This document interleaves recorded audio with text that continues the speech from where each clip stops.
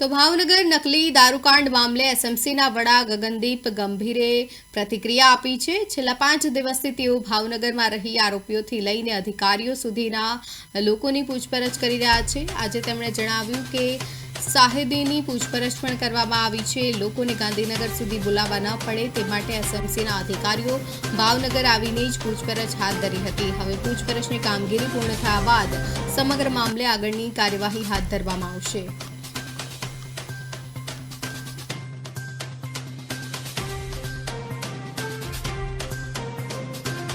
અત્યાર સુધી જેટલા ભાવનગરના જો સાહેદો હતા એમને તપાસવામાં આવ્યા છે। અમે એટલા માટે કામ કરતા હતા કે આ લોકોને અમે છેક ગાંધીનગર સુધી નહીં બોલાવવું પડે ઇન્ક્વાયરીના કામે। તો આ લોકોનું સ્ટેટમેન્ટ પૂરું થયું છે। તો આ પછી જો પણ અમારું આગળનું કાર્યવાહી થશે અમે ઇન્ક્વાયરી માટે કરવાના છીએ।